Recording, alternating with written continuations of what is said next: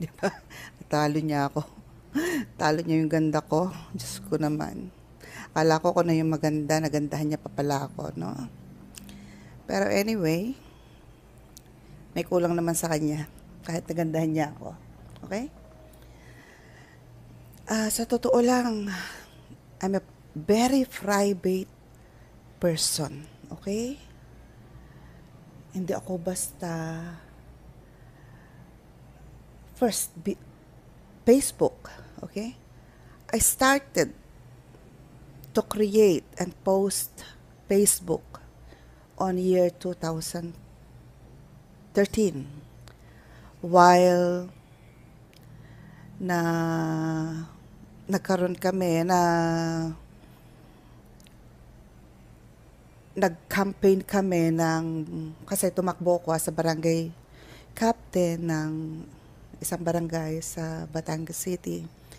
So, I was exposed na. Okay? So, actually, I'm a very private person. Okay? Kilala ko sa buong Batangas.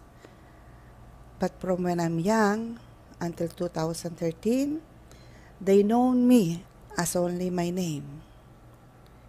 Okay?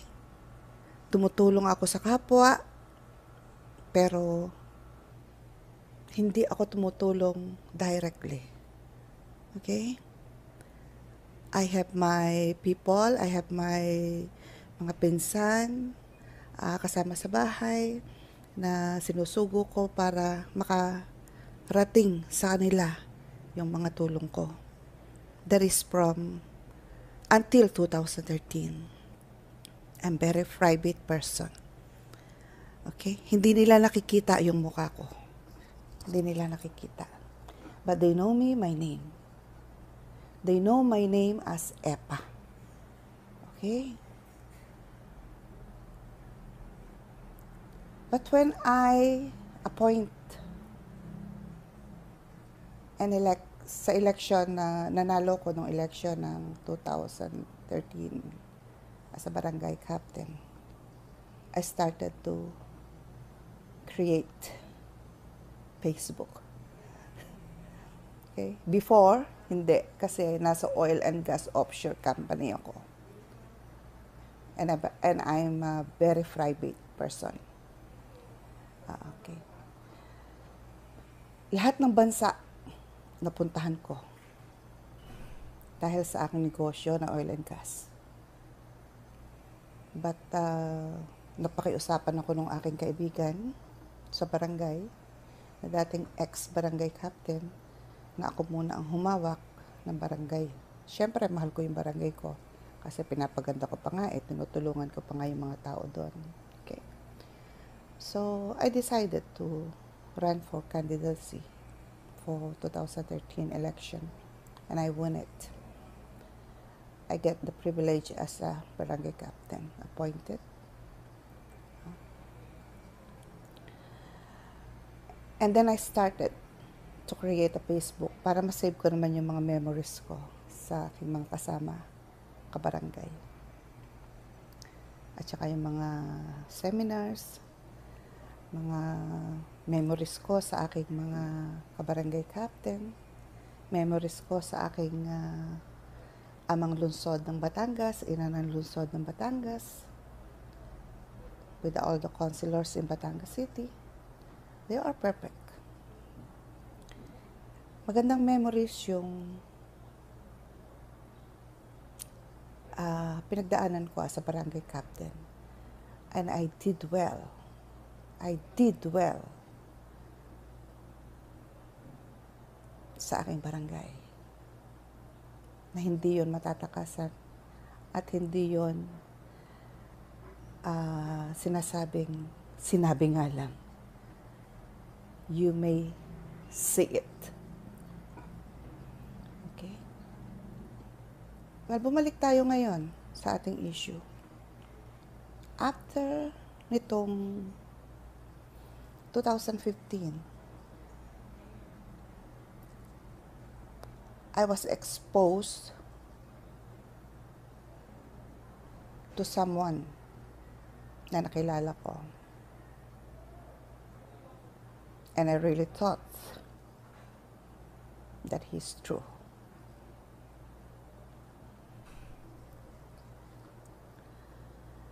I'm very aware how I use my words. Hindi ako pinalaki ng magulang ko para magmura. But I will slowly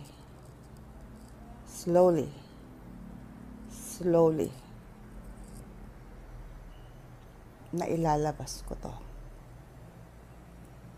para magkaroon ng hustisya lahat ng niloko mo, including ako.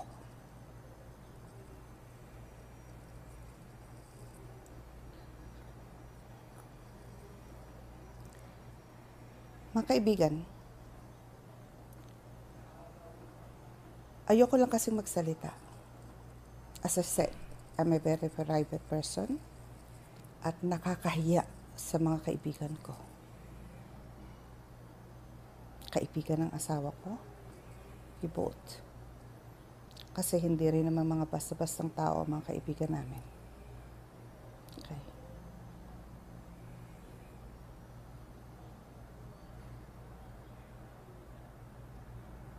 I supported you. Hindi kita papangalanan. My next video, papangalanan kita. I supported you sa lahat ng mga pinangako mo sa Optical Mission sa Quezon City. Okay? Andyan si General Guillermo Eleazar na parang kapamilya na naming mag-asawa.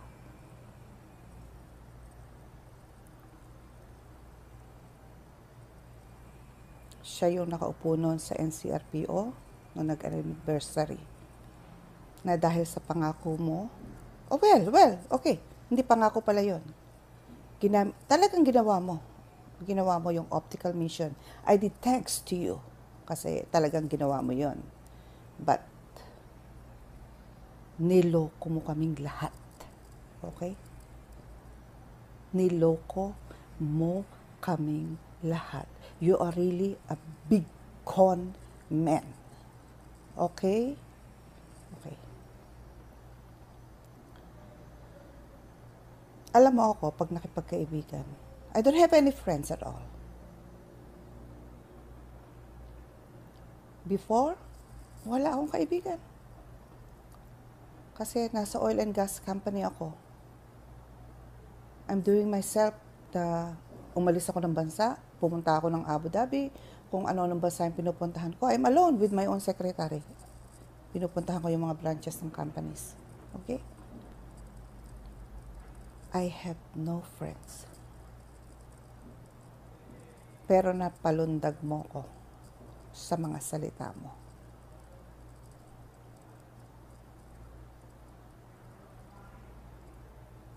And now, I have a message. Papangalanan kita ngayon. Hindi ko alam kung doktora ka ba or just a miss o Mrs. o mistress. I'm sorry, my words. Huwag mong gamitin ang mga pictures namin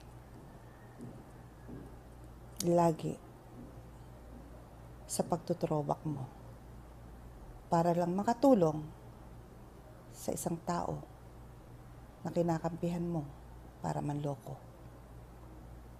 Okay? Naloko nyo na kami. Okay? Naloko nyo na kaming lahat. Anyway, thanks for the Optical Mission.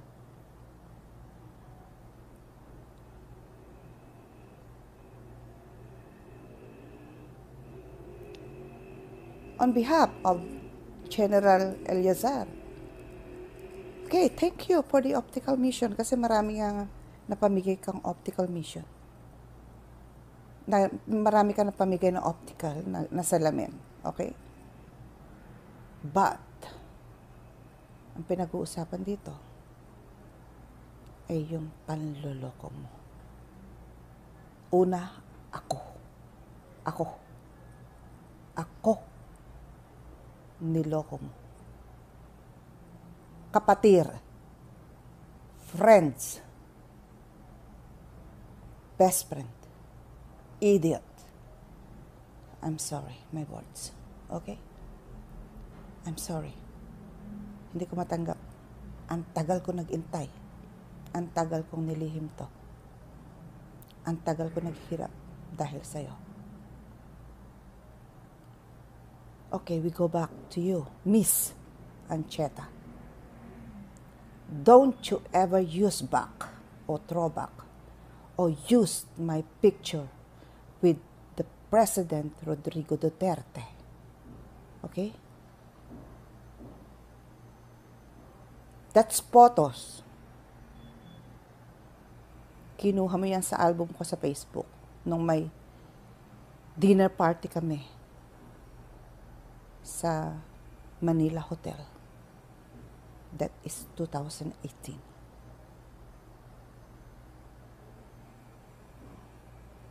While I have a picture with the President. Second, huwag mong gamitin ang picture ko with Secretary Attorney Salvador Panelo para kayo ay manloko ng tao. That picture was taken the same on 2018 sa dinner sa Manila Hotel and 2019 sa Marriott Hotel ng Valentine's Day. Okay? Secretary Panelo is like our family friend. Kilala niya ako. Okay? So, wag na wag mong kalad-kadin ang mga taong binanggit ko kasi nananahimik sila. Wag mong intayin sila'y magising. Okay? Kobik lang ngayon. Kung hindi kobik ngayon, nasa Malacanang na ako, nasa loob na ako ng Malacanang. Doon ako magla-live para sa mensaheng ito sa'yo. At huwag na huwag mong isama sila sa kalokohan yung dalawa. They are a good person and family man and busy at nagpapakamatay sa ating mamamayan at sa gobyerno. Lalo na ngayon at COVID-19. Kayo, anong ginagawa nyo? Anong ginagawa nyo? Nakakatulong ba kayo? Nakakatulong? Ipamimigay ng bigas? Nakakatulong ba yan? Well, ako namimigay din ako ng bigas. Hanggat kaya ko. Okay? Pinamimigay ko din. Namimigay din ako. Yun ang hindi drawing. Alright? In fact, ngayon, meron ako 100 na sako na i-deliver sa barangay ko. Okay? At hindi lang ngayon ako tumulong sa tao. Kung sino man na nakakarinig ng bidyong ito, na taga-kabarangay ko, hinihingi ko ang patunay nyo kung kailan ako, at sa buong Batangas City, hinihingi ko ang patunay nyo kailan ako tumulong sa tao. Hindi ako naniningil, hindi ako nagsasalita, hindi ako nagmamalaki. Kaya lang, I need to talk the truth now. Okay? Kayong dalawa, ipis kayo sa lipunan. Okay? At huwag mong gamitin ang Marcos family. They are too much problem enough na sa gobyerno. Huwag mo nang dagdagan.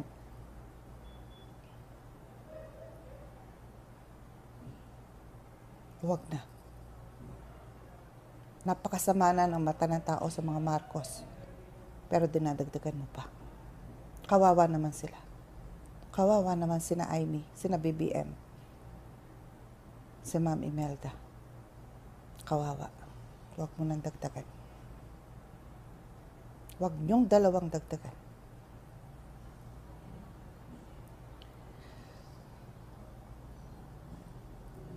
Unang video ko pa lang to. Okay? Pagpapakilala. Intayin mo ang pangalawang pagsisiwalat ko. I-upload ko tong video na to sometimes end of April kasi marami akong inaasikaso. Okay? Madami akong inaasikaso kahit COVID-19. Hindi lang sa mga pagtulong na relief good. Hindi lang. Kumakalat ang pa ako. Tandaan mo yan.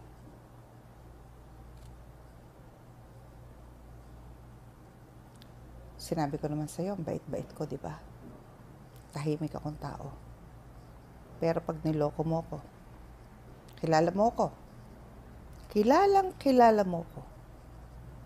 Kilala mo ko na napakatahimik kong tao.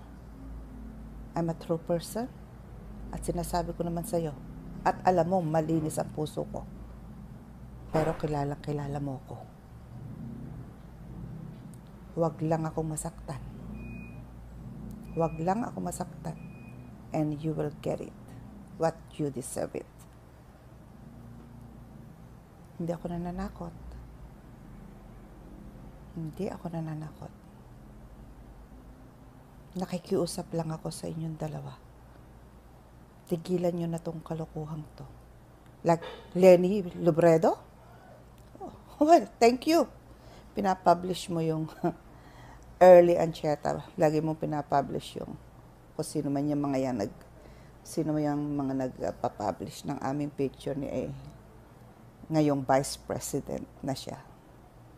Thank you. Kasi nakikita ko talaga na nagmumukha na talaga akong artista.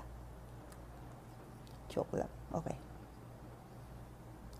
Naluluha ako sa ginagawa mo. I ashame on you both. Really ashamed. I'm really ashamed. Nahihiya ako kay Presidente para sa inyong dalawa.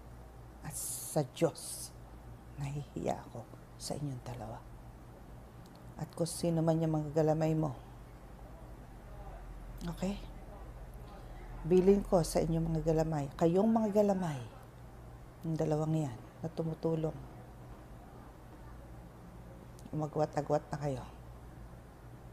Umagwat-agwat na kayo. Titigan nyo tong mukhang to. Titigan nyo tong mukhang to. Kung nanahimik ako noon, basta titigan nyo lang tong mukha ko. Kasama kayo sa rehas ng dalawang yan.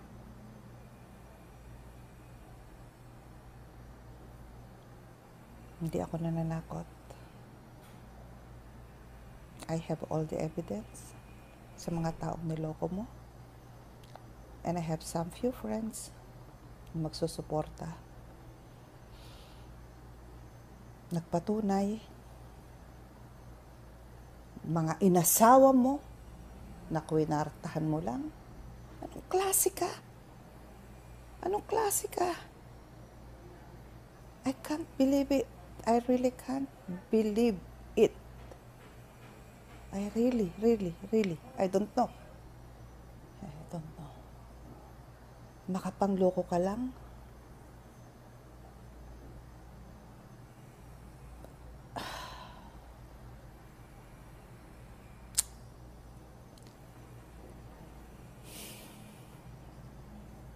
Nahihiyain mo ng pakasal ang isang tao. My goodness. Alam mo, ang laki ng tiwala ko sa'yo, sobra. Sobrang laki ng tiwala ko sa'yo noong ako ay napaniwala mo.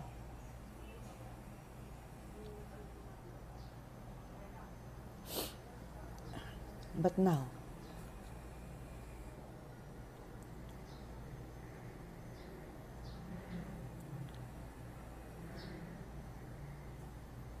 I really regret it.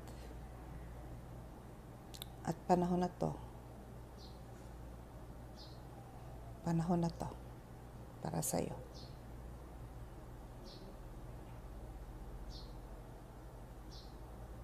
As I said,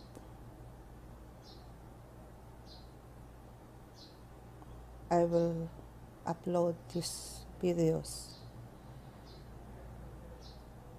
sometimes 29, 28, 29, 30 of April. Today is 27 of April. Nanggigigil na kasi ako eh. Hindi ko na kaya ang ginagawa mo. Kung sino-sino na yung binababag mo. Yung mga nananahimik na tao. Sa imbis na magdasal ka para sa ating bansa, ganyan pa rin ang ginagawa mo. Kalat ang paa mo sa panloloko. At hindi ko naman maintindihan bakit itong mga taong to ay sinusuportahan ka. Ganyan na ba kayo kadesperata sa pera? Ang ibang tao nga kaya magutom eh. Kaya magutom. Kayo, takot magutom. Kaya, sumasama kayo para manloko ng tao. Okay? Well, galing sa isang kaibigan, 2, 3 kaibigan sa Australia. Nagising ako. And I eat my fried now. I exposed to everyone now. Para tultukan ka na. Salamat to sa mga kaibigan kong totoo na nasa Australia. Na tumutulong at gumagawa din ng paraan para lumabas na lahat ng katotohanan. At yung mga naniniwala pa sa'yo, I believe, nakagaya mo rin sila. Okay?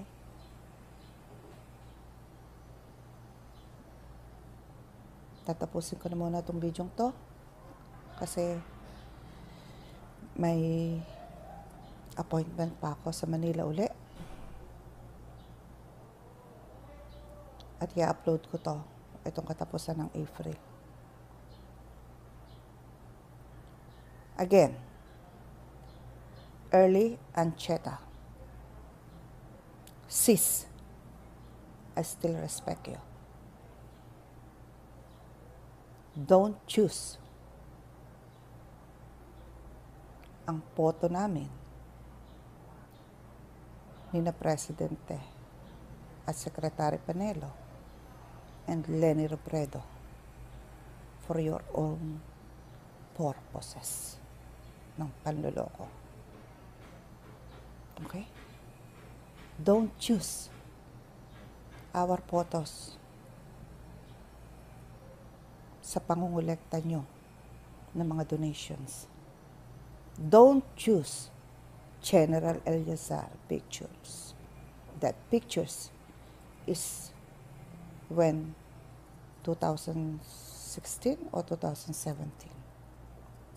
And that picture of mine with Leni Robredo is here, 2014.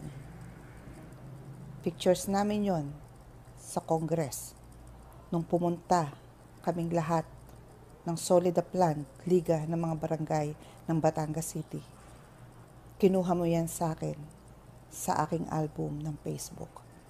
Kasi nandyan lahat ang mga pictures na mga event namin ni na Secretary Panelo sa mga concert, charity concert,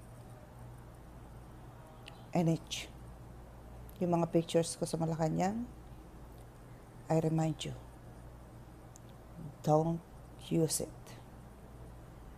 Wala kang tatakbuhan sa akin. Naloko nyo na akong isang beses. And I remind you this. Gumagawa na ako nito ngayon. Lumalakad na ako ngayon para matigil na tong kalokohan yung dalawa. Sa mga kasabwat,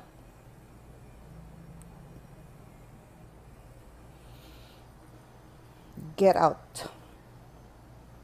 Malis kayo dyan sa dalawang yan kung ayaw nyo masira ang buhay nyo.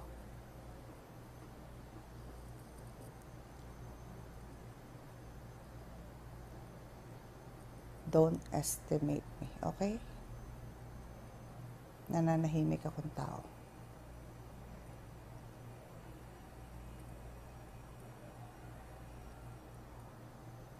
Nananahimik ako. Huwag mo akong gisingin. Kilala mo ko kung gaano ako kabait. Okay? Isipin mo na lang kung anong kabaliktaran nun pag nagalit ako.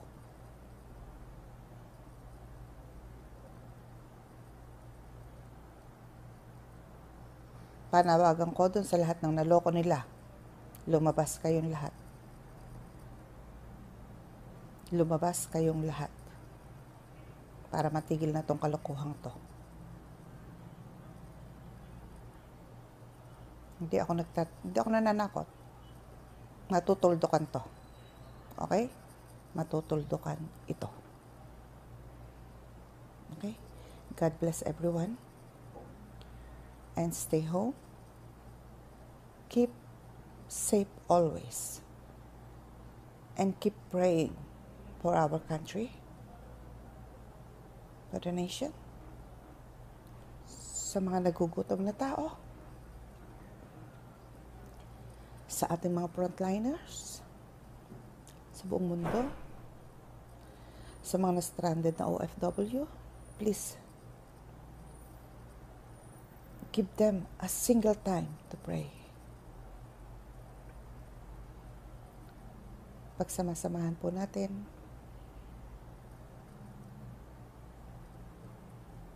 na tulungan ang ating gobyerno.